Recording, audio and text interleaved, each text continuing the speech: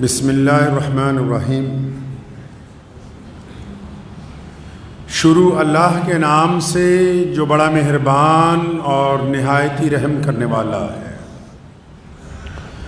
تمام حضرات سورہ فاتحہ اور درود پاک پڑھ لیجئے۔ اعوذ باللہ من الشیطان الرجیم، بسم اللہ الرحمن الرحیم، الحمدللہ رب العالمین، الرحمن الرحیم، مالک یوم الدین، ایاک نعبد وإياك نستعين، إياك نعبد وإياك نستعين، إياك نعبد وإياك نستعين، اهدنا الصراط المستقيم صراط الذين أنعمت عليهم غير المغضوب عليهم ولا الضالين آمين۔ اللهم صل على محمد وعلى آل محمد كما صليت على إبراهيم وعلى آل إبراهيم انکا حمید مجید۔ اللہم بارک علی محمد وعلی آل محمد کما بارکت علی ابراہیم وعلی آل ابراہیم انکا حمید مجید۔ دو رنگی چھوڑ دے یک رنگ ہو جا، دو رنگی چھوڑ دے یک رنگ ہو جا، سراسر موم ہو جا یا پھر سنگ ہو جا۔ اللہ کے پیارے نبی حضرت محمد رسول اللہ صلی اللہ تعالیٰ علیہ وسلم نے کائنات کے سامنے جو پیغام دیا ہے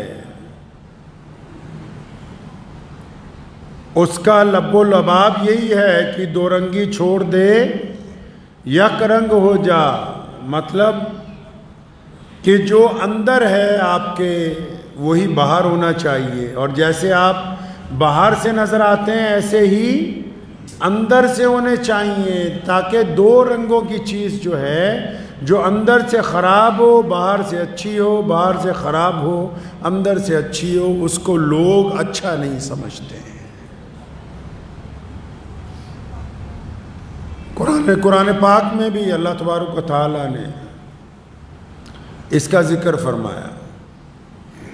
اکثر آپ لوگ جمعے کے خطبے میں بھی اس آیت کو سنتے ہیں، وَقُولُوا قَوْلًا سَدِيدًا۔ اللہ فرماتے ہیں کہ بات جب کرتے ہو نا، جب گفتگو کرتے ہو کسی کے ساتھ تو سیدھی بات کیا کرو، باتوں کے اندر باتوں کو لپیٹا نہ کرو،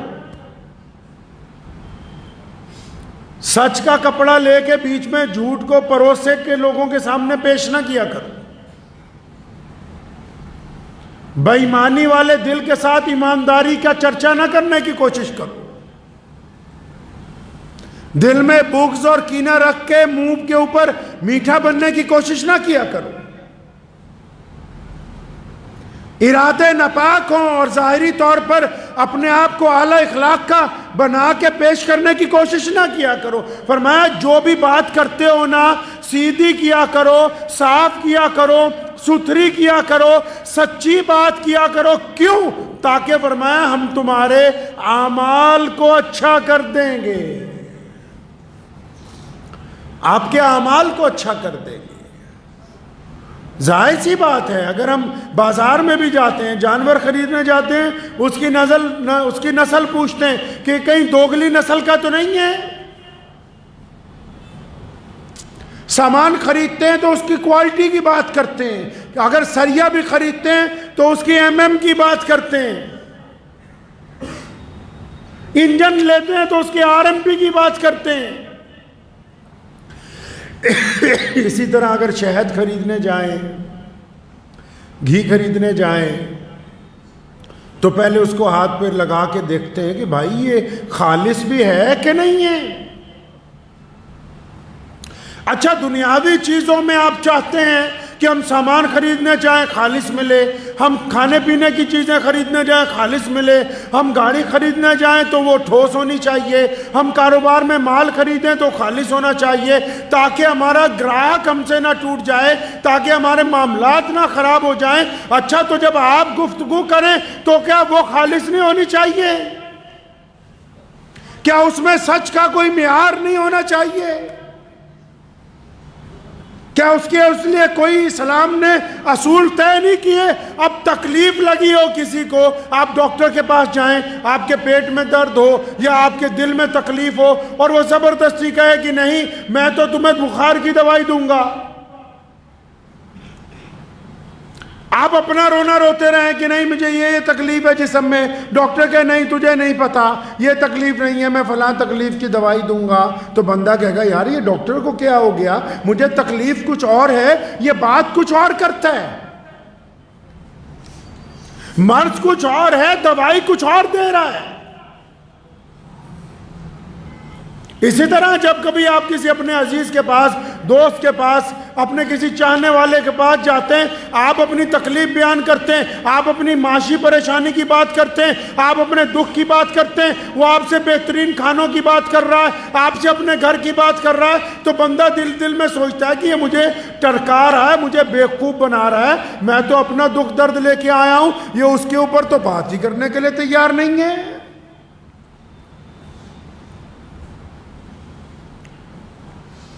قرآن پاک نے تبھی تو کہا کہ سیدھی بات کرو، اور صرف مسلمانوں کو ہی نہیں کہا، مسلمانوں کے ٹھیکیداروں کو بھی کہا، چودھریوں کو بھی کہا، مولویوں کو بھی کہا، امیر جو بنے ہوئے ہیں ان کو بھی کہا۔ یہ کیسے ہو سکتا ہے کہ ایک قوم کے بچے روزانہ شہید ہو رہے ہوں اور تم جمعے کی نماز میں بیٹھ کے نماز کے فضائل بیان کر رہے ہو؟ یہ کیسے ممکن ہے؟ کیسے ہو سکتا ہے یہ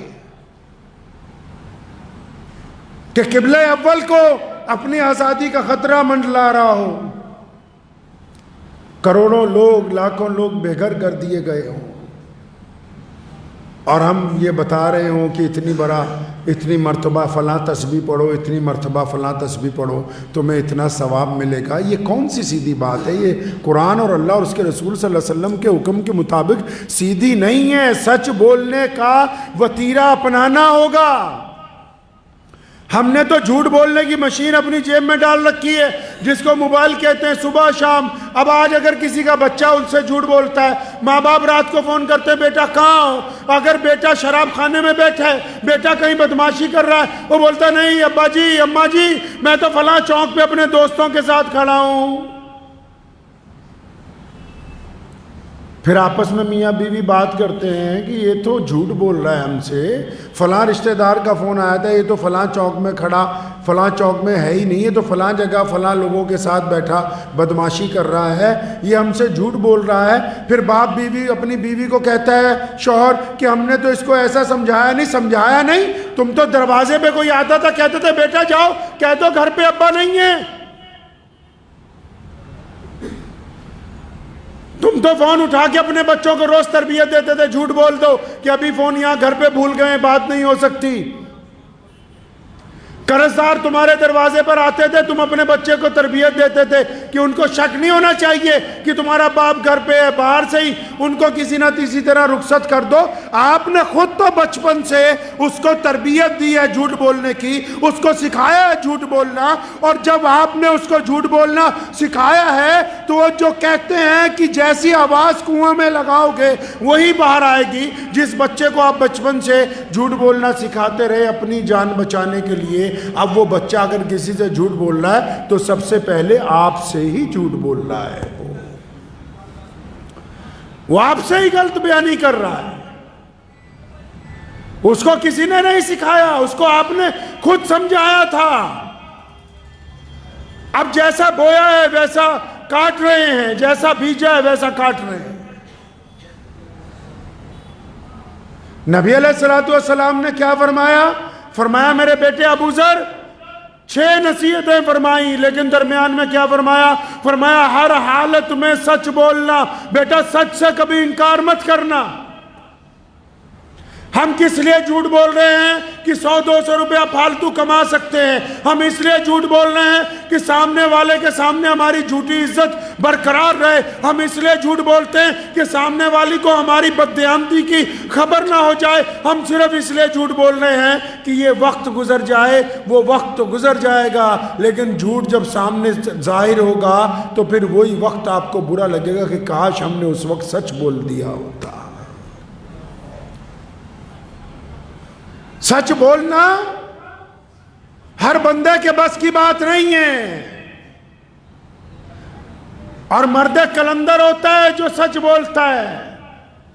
اور سچ صرف ضروری نہیں کہ مولوی بولتے ہیں، لیڈر بولتے ہیں. ہر بندہ جس معیار کے اوپر ہے، وہ جس مقام پہ ہے، چاہے وہ اپنے گھر میں ہے، اپنی بیوی کے ساتھ، اپنے بچوں کے ساتھ، اپنے دوستوں کے ساتھ، اپنے پڑوسیوں کے ساتھ، اگر یہ بیوی بچے ناجائز مانگے کر رہے ہیں، تو جھوٹ بول بول کے کہہ رہا ہے کہ میں لاؤں گا، اور پھر لوگوں کی ٹھگیاں مار کے جو ان کو جھوٹا پیسہ لا کے دے رہا ہے، تیرے مرنے کے بعد انہوں نے کوئی تیرے لیے دعا نہیں کر دینی کہ جنت کے اندر چلا جائے. سچ بولنے کی عادت اسلام کا مغز ہے. لوگ توحید میں جھوٹ بولتے تھے، شرک کرتے تھے. لوگ رسالت میں نعوذ باللہ شرک کرتے تھے کہ نہیں ہم فلاں کو اپنا نبی مان سکتے ہیں. رسول اللہ نے توحید میں بھی سچ لے کے آئے، اور پھر رسالت میں بھی اللہ نے سچائی کا اعلان کیا، قبلے میں بھی سچائی کا اعلان کیا. اور جس دین کی ابتدا سچ بولنے سے ہوئی ہو، اس دین کے ماننے والے جھوٹ بول سکتے ہیں، اس دین پر چلنے والے لوگ جھوٹ بول سکتے ہیں. سچ بولنے کے لاکھوں فائدے ہیں، لاکھوں فائدے. آپ کو پتہ ہے سچ بولنے والے کی نماز قبول ہو جاتی ہے. سنا ہے کبھی؟ آپ کو پتہ ہے سچ بولنے والے کے دل کے اندر اللہ نرمی پیدا کر دیتے ہیں. آپ کو پتہ ہے سچ بولنے والا بزدل نہیں ہوتا. آپ کو پتہ ہے سچ بولنے والے کے کاروبار میں نقصان نہیں ہوتا. سچ بولنے والے کی اولاد باغی نہیں ہوتی. سچ بولنے والے کی کوئی بے عزتی نہیں کر سکتا. سچ بولنے والے کے ساتھ کبھی گھاٹے کا سودا نہیں ہو سکتا. سچ بولنے والے کو کبھی ٹھوکر نہیں لگ سکتی، کیونکہ جب بندہ سچ بولتا ہے نا، جب بندہ بسم اللہ پڑھتا ہے، بار بار اپنے رب کا نام لیتا ہے اور سچ بولنے کی بات کرتا ہے، اللہ فرشتوں کو کہہ دیتے ہیں کہ میرا بندہ میرے خوف کی وجہ سے سچ بولتا ہے، اس کے دائیں بائیں ہو جاؤ. اب جو سچ بولنے والے لوگ ہیں اللہ نے ان کو عزت عطا کی ہیں، چاہے وہ اپنے گھر میں اپنی اولاد کے ساتھ عزت سے بیٹھے ہوں، چاہے وہ اپنے کاروبار کی گدی پہ عزت سے بیٹھے ہوں، چاہے وہ حدیث کی مسند کے اوپر عزت کے ساتھ بیٹھے ہوں، چاہے وہ کاروبار کے اندر عزت کے ساتھ بیٹھے ہوں. جو سچ بولیں گے عزت ان کے لیے. اور جو سچ میں ملاوٹ کرتے ہیں، جی ملاوٹ کرنے والوں کو کیا کہتے ہو آپ؟ سچ میں ملاوٹ کرنے والے کو کیا کہتے ہیں؟ سچ میں ملاوٹ کرنے والے کو اسلام منافق کہتا ہے. عام زبان میں ہم اس کو دوغلا کہتے ہیں، عام زبان میں ہم اس کو بے ایمان کہتے ہیں. اگر کوئی بندہ سچ میں ملاوٹ کرتا ہے، اگر اولاد بضد ہے کہ فلاں کام پر پیسے لگاؤ، ہمیں اپنے گھر میں یہ عیاشی کی چیزیں چاہیے، اگر آپ سچ بولیں گے کہ بیٹا میری اتنی حیثیت نہیں ہے، میری اتنی اوقات نہیں ہے، تو یاد رکھو ان 2 روٹیوں میں جو لذت آئے گی وہ حرام کے لقمے کے اندر وہ لذت آ نہیں سکتی ہے. جو سکون سچ بولنے میں ہے، جو اطمینان سچ بولنے میں ہے. جھوٹ بول کر اقتدار حاصل ہو سکتا ہے، جھوٹ بول کر ہم بڑے لوگوں کے قریب جا سکتے ہیں، جھوٹ بول کر ہم بڑے لوگوں کی قربت حاصل کر سکتے ہیں، لیکن جھوٹ بول کر اللہ اور اس کے رسول کی قربت حاصل نہیں ہو سکتی ہے. کوئی جھوٹ بولنے والا اگر بیت اللہ کے چکر لگاتا رہے، کوئی جھوٹ بولنے والا اگر حرم شریف میں بھی جا کر نماز پڑھتا رہے، تو اللہ تبارک و تعالیٰ کو نہ اس کا طواف پسند ہے، نہ اس کی وہ نماز پسند ہے. پیارے نبی علیہ السلام کے پاس ایک صحابہ آتے ہیں کہ یا رسول اللہ میں تو اتنے گناہ کرتا ہوں اور میں کیا کروں، ایک وقت میں سارے گناہ چھوڑ نہیں سکتا، آپ کے ساتھ بھی لگنا چاہتا ہوں، ایمان لانا چاہتا ہوں، آپ مجھے بتائیں میں کیا کروں. فرمایا ان گناہوں میں زنا بھی ہے، چوری بھی ہے، عیاشی بھی ہے، بدماشی بھی ہے، قربان جاؤں رسول اللہ پہ. فرمایا پہلے وعدہ کرنا کہ آج کے بعد جب بھی بولے گا سچ بولے گا، جھوٹ نہیں بولے گا تو آج کے بعد. آپ کیا سمجھتے ہیں کہ سچ بولنا معمولی بات ہے؟ سچ آپ کو کامیابی کے راستے پر لے کے جاتا ہے. ہو سکتا ہے کہ کچھ وقت کے لیے آپ رک جائیں کہیں پر، ہو سکتا ہے سچ بولنے کی وجہ سے آپ کو تھوڑی بہت پریشانی آ جائے، لیکن عزتیں سچ کے ساتھ ہیں، کیونکہ یہ دنیا چند روزہ ہے۔ اللہ تبارک و تعالیٰ کو سچ بولنے والے ہی لوگ پسند ہیں، اور سچ بولنے کے بھی دو طریقے ہیں، سن لیں۔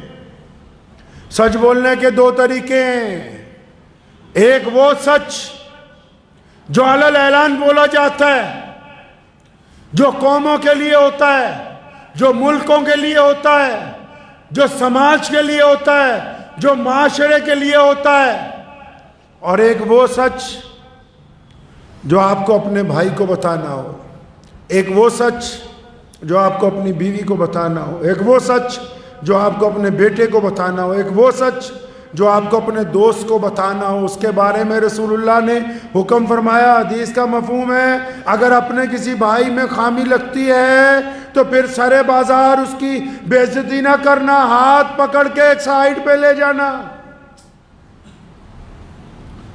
ہاتھ پکڑ کے ایک طرف لے جانا، کیونکہ وہ انفرادی بات ہے، ذاتی بات ہے، ایک بندے کا فعل ہے۔ اب انفرادی بات جو ہے، ذاتی بات جو ہے، آپ چاہتے ہو کہ اس آدمی میں یہ خامی ہے، اس میں یہ قصور ہے، یہ ٹھیک ہو جائے، یہ اچھا بن جائے، تو اس کا طریقہ یہ ہے کہ آپ اس کو ایک طرف لے جائیں۔ اور ایک وہ سچ کہ پوری کی پوری قوم ہلاکت کے دروازے پہ کھڑی ہو، قوم کو مرض لگ گیا ہو، تکلیف لگ گئی ہو، اور پھر وہ ضرورت محسوس کر رہی ہو کہ کوئی تو آئے جو ہمارے ساتھ سچ بولے، اور اس وقت بھی آپ اپنے گھر پر بیٹھ کے منہ کے اوپر ٹیپ لگا لے کہ ہم سچ نہیں بولنا چاہتے، تو وہ سچ گناہ ہے جس کو آپ چھپا رہے ہیں، اور یہ بھی سچ گناہ تھا جس کو آپ سرعام دوسرے کی بے عزتی کے لیے استعمال کرنا چاہتے تھے۔ پیارے نبی صلی اللہ علیہ وسلم نے متعدد جگہ فرمایا، صحابہ ایسے کہتے تھے۔ کیسے کہتے تھے صحابہ؟ فرماتے تھے کہ ہم ایمان لائیں اللہ کے سچے نبی پر، کیونکہ اور جھوٹ بولنے والے بھی بہت ہیں بازار میں۔ اللہ نے ہم کو سچا دین عطا فرمایا، سچا نبی عطا فرمایا، اپنی سچی کتاب عطا فرمائی ہے۔ کیا ہم کبھی اس کو اپنے معیار پر تولیں گے؟ اگر ہمیں سچ بولتے ہوئے بھی ڈر لگتا ہے اپنی ذاتی زندگی میں بھی، تو پھر اس کا مطلب تو ہم بے ایمان ہیں۔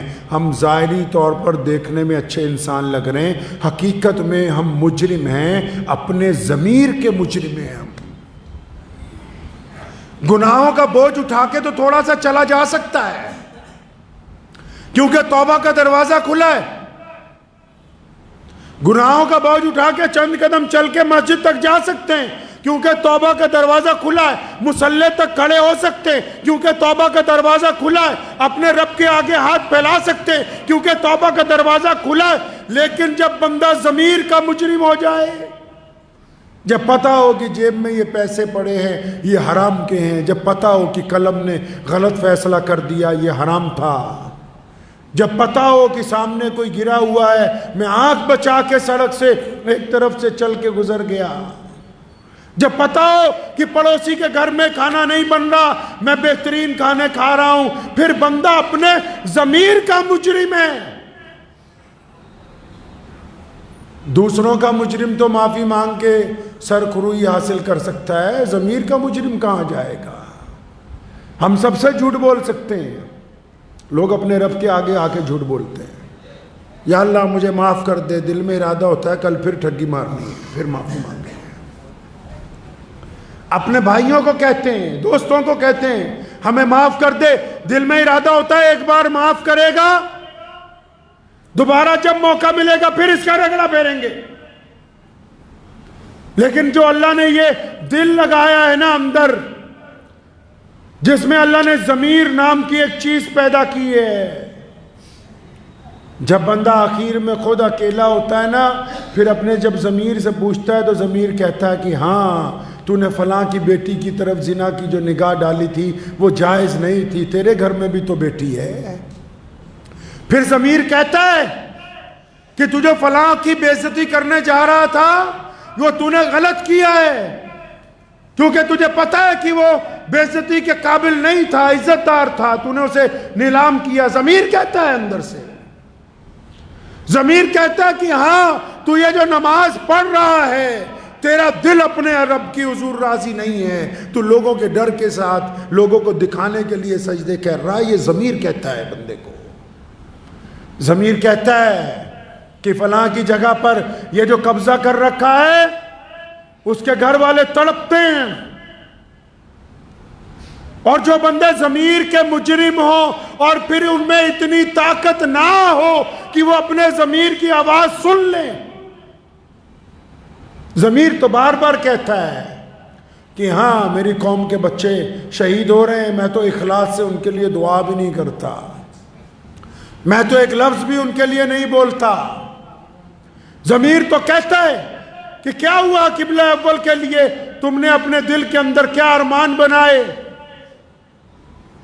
تو ہم تو کہتے ہیں کہ نہیں، ہم تو لازر ہیں، بہت ہی کمزور ہیں۔ ضمیر ہمیں جھنجھوڑتا ہے، اور جب ضمیر کسی کو جھنجھوڑتا ہے، اور جب آپ کو ضمیر آپ کو یہ کہے کہ تو گنہگار ہے، ضمیر جب یہ کہے کہ تو نے دوسرے کی بے عزتی غلط کی ہے، ضمیر جب آپ کو یہ کہے کہ تو نے دوسرے کی بیٹی کے اوپر غلط نگاہ ڈالی، ضمیر جب آپ کو یہ کہے کہ تو نے اپنے پڑوسی کی مدد نہیں کی طاقت ہونے کے باوجود، تو پھر خدا کی قسم فوری طور پہ اپنے رب کے آگے جھک جائیے، فوری طور پر اپنے رب سے معافی مانگ لیجئے۔ جو پھر ضمیر کی آواز بھی نہیں سنتے، وہ پھر چلتی پھرتی لاشیں ہیں، ان کا ضمیر نہیں ہے، تو پھر جسم میں بھی سمجھیے کوئی تاثیر باقی نہیں ہے۔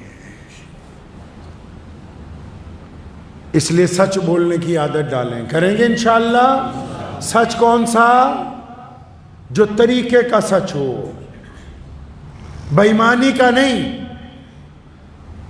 کاروباری جب سچ بولتے ہیں نا، جو اعلیٰ ترین کاروباری ہوتے ہیں ایماندار، وہ کہتے ہیں 10 روپے کی لائے ہیں میاں صاحب 15 کی دیں گے، اور جو بے ایمان ہوتے ہیں وہ کہتے ہیں جناب 25 کی لائے ہیں 30 کی آپ کو دے رہے ہیں، مال تیرا ہے، چیز تیری ہے۔ صرف لفظوں نے ہی اس کو حلال اور حرام میں تبدیل کر دیا ہے۔ سچ بولنے کی عادت ڈالیے، اپنے بیوی بچوں کو سچ بتائیے کہ ہمارے پاس جتنے پیسے ہیں اللہ نے ہمیں عزت دی، ہم ان میں گزارا کر رہے ہیں۔ جھوٹ بول کے ایڑیاں مت اٹھا کے اپنے گلے میں پھندا ڈالیے۔ لوگ شادیاں اتنی مہنگی مہنگی کرتے ہیں، کیوں؟ ارے جھوٹ بولنا ہے لوگوں کے سامنے، سماج کے سامنے جھوٹ بولنا ہے۔ بھیا ہمارے پاس تو پیسہ بہت ہے، ہم تو گاڑی دیں گے، ہم موٹر سائیکل دیں گے، ہم بہترین کپڑے دیں گے، اعلیٰ ترین ہوٹل میں، اور جو قرضہ چڑھ گیا سچ بول کے جھوٹ بول کے، وہ پھندا پڑ گیا گلے کے اندر۔ اور اگر سچ بولا ہوتا کہ بھائی ہم تو اسی قابل ہیں کہ چند ٹکڑوں کے اندر آپ کی تواضع کر سکتے ہیں، تو اس سچ میں جو لذت ہوتی نا، تو آپ کے بستر پر رات کو آنے والی نیند میں سکون ہوتا۔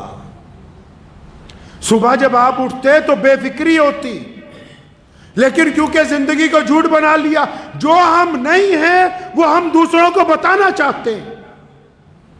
ہم جو نہیں ہیں نا، ہم چاہتے ہیں دوسروں کو کہ وہ بتائیں کہ جی ہم تو فلاں ہیں، جبکہ ہم وہ نہیں ہیں۔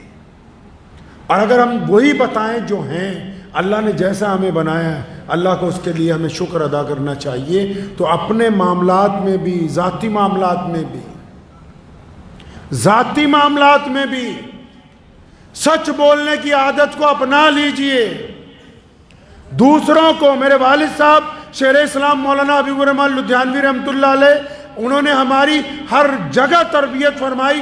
اکثر ایک بات بار بار ہمیں کہا کرتے تھے پنجابی چ، کہندے یار دوسرے دے جوان ماں پیو دیکھ کے اپنے بڈھے نہ مار لے ہو کتے۔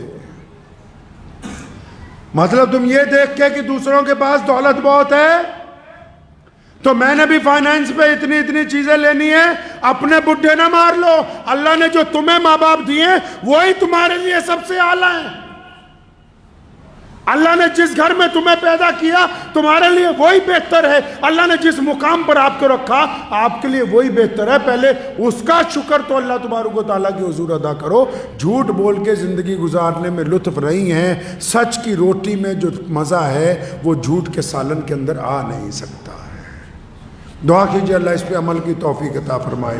اور آخر میں ایک بات عرض کرتا ہوں بڑی ذمہ داری کے ساتھ، ہو سکتا ہے کچھ لوگ اسے گستاخی سمجھ لیں، لیکن کیونکہ مسجد میں ہم بیٹھے ہیں، ممبر رسول صلی اللہ علیہ وسلم کی جو ذمہ داری ہے، تو مجھے ان رگوں میں چلتا ہوا خون مجبور کرتا ہے، کیونکہ خواہ ہماری زندگی جیسی مرضی ہو، لیکن ان رگوں میں جو خون چل رہا ہے نا، میرے والد مولانا حبیب الرحمن ثانی لدھیانوی رحمۃ اللہ علیہ اور ان کے جد امجد حضرت مولانا شاہ عبد القادر لدھیانوی رحمۃ اللہ علیہ، اور پھر ان کے جد امجد حضرت عمر ثانی عمر بن عبد العزیز رحمۃ اللہ علیہ، اور پھر ان کے جد امجد حضرت عبداللہ ابن عمر رضی اللہ تعالیٰ عنہ، ہمیں یہ خون مجبور کرتا ہے کہ میں آج یہ بات کہہ دوں۔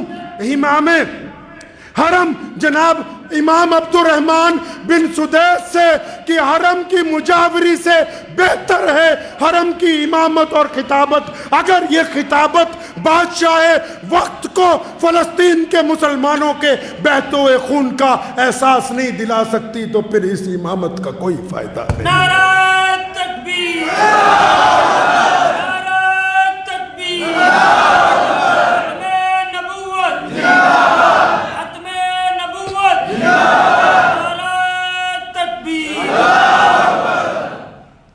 عمر رضی اللہ تعالیٰ عنہ ہمارے جد امجد ہیں، جب خلیفہ بنے ممبر پر کھڑے ہوئے، فرمایا اگر مجھ سے کوئی غلط بات ہو جائے تو کیا کرو گے؟ تو سامنے سے ایک بدو مسلمان کھڑا ہوا، فرمایا عمر اگر اللہ اور اس کے رسول کے راستے کو چھوڑو گے تو ہمارے اور تمہارے درمیان یہ شمشیر فیصلہ کرے گی۔ ہمارے قائد جو ہیں بھارت میں حضرت مولانا سجاد نعمانی صاحب مدذل اللہ، ان کو صحت اور لمبی عمر تھے، ان کا خط سوشل میڈیا پر میں نے پڑھا، اس گنہگار کا نام بھی اس میں موجود تھا۔ انہوں نے لکھا ہے کہ عرب کے جو حکمران ہیں ان کو غیرت دلوائی جائے، تو حضرت سے بڑے ادب سے گزارش کرنا چاہتا ہوں، حکمرانوں سے تو ہمارا کوئی واسطہ نہیں ہے، ان سے تو ہمارا کوئی واسطہ نہیں ہے، لیکن امام حرمین شریفین کو بڑے ادب کے ساتھ یہ کہنا چاہتا ہوں کہ حضرت یہ وقت کے حکمرانوں کو اگر مسجد نبوی کے ممبر سے اور اگر خانہ کعبہ کے ممبر سے یہ اعلان نہ ہوا کہ آؤ ان فلسطین کے مسلمانوں کی مدد کرو، تو پھر اسی امامت کا اللہ اور اس کے رسول کے نزدیک کوئی فائدہ ہونے والا نہیں ہے۔ ہماری پہنچ آپ تک ہے، آپ پوری دنیا کے مسلمانوں کے اس مسلح پر کھڑیں، اس جانماز پر کھڑے ہیں آپ جس کی طرف منہ کر کے ساری دنیا کے لوگ نماز پڑھتے ہیں، آپ اس مسلح کے اوپر کھڑے ہیں۔ تو آپ سے گزارش ہے کہ حرم کی مجاوری سے بہتر ہے قرآن پاک میں، آپ ہمارے سب سے بڑے عالم ہیں، میں آپ کو کیا قرآن پاک کی تفسیر سمجھا سکتا ہوں، لیکن اللہ نے قرآن پاک میں دو ٹوک فرمایا کہ فرمایا ان لوگوں کو ان کے برابر سمجھتے ہو جو حرم کی مجاوری کرتے ہیں اور وہ جو دوسرے اللہ تبارک و تعالیٰ کے راستے کے اندر کھڑے ہیں، یہ برابر نہیں ہو سکتے، یہ برابر نہیں ہو سکتے۔ جو مقام اللہ کے راستے میں جن لوگوں کا ہے وہ حرم کے مجاوروں کا نہیں ہو سکتا ہے۔ تو آپ سے درخواست ہے، پتہ نہیں یہ میری گفتگو حضرت امام حرمین شریفین تک پہنچے گی یا نہیں پہنچے گی، لیکن اگر پہنچے گی تو میں ان سے گزارش کروں گا کہ وقت کے حکمرانوں کو للہ آپ اپنی منصب امامت کے ذریعے یہ احساس دلوائیے کہ فلسطین کے مسلمان اہل عرب کی سب سے زیادہ دعاؤں کے ساتھ کے ان کی ہمدردی کے اور ان کی موجودگی کے مستحق ہیں۔ وآخر دعوانا ان الحمدللہ رب العالمین۔